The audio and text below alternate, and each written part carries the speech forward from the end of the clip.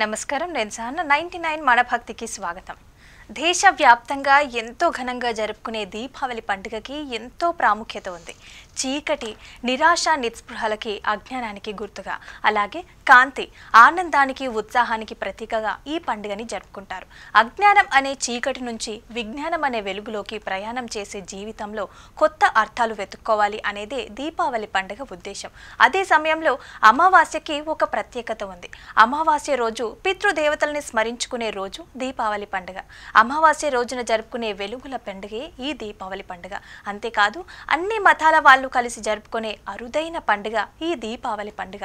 ఈ రోజున ఊరంతా ఇంటింట ముంగిళ్ళు దీపాల వెలుగులతో దగదగలాడుతుంటాయి.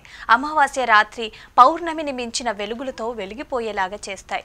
ఇళ్ల ముంగిళ్లలో వెలిగించే గోరంత దీపాలు ఈ జగమంతటికి వెలుగులని పంచుతాయి. ప్రతి ఏటా అశ్వయుజ అమావాస్య రోజు దీపావళి పండుగని జరుపుకుంటారు. హిందువులు ప్రతిరోజు పూజ సమయంలో దీపం వెలిగిస్తారు. అయితే పండుగల పూట మాత్రం దీపారాధన చేస్తారు. ఎందుకంటే దీపం పరబ్రహ్మ స్వరూపం. అంతటి విశిష్టమైన దీపాలతో జరుపుకునే అపురూపమైన పండుగే దీపావళి. హిందువులు జరుపుకునే ముఖ్యమైన పండుగలలో దీపావళి కూడా ఒకటి.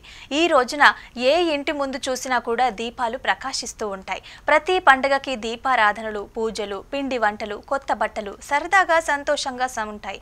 అయితే దీపావళి పండుగ వేడుకలలో ఒక రోజుకు మాత్రమే పరిమితం కాదు. ఇది 5 రోజుల ఆనందాల పండుగ. అశ్వయుజ అమావాస్య రోజు దీపావళిని జరుపుకుంటారు. అంతకు ముందు వచ్చే అశ్వయుజ బహుళ త్రయోదశి ధన త్రయోదశిగా, అశ్వయుజ బహుళ చతుర్దశిని నరక చతుర్దశిగా జరుపుకుంటారు. అదేవిధంగా దీపావళి మరుసటి రోజు కార్తీక శుక్ల పాడ్యమిని బలి పాడ్యమిగా, కార్తీక శుక్ల విధియని యమద్వితీయ బాయ్దూజ్గా జరుపుకుంటారు. అశ్వయుజ మాసంలో అమావాస్య తిథి అక్టోబర్ 20న తెల్లవారుజామున 3:44 ప్రారంభమవుతుంది. అనంతరం అక్టోబర్ 21వ తేదీ 5 గంటల అంటే ఉదయం 5:54 అమావాస్య తిథి ముగుస్తుంది.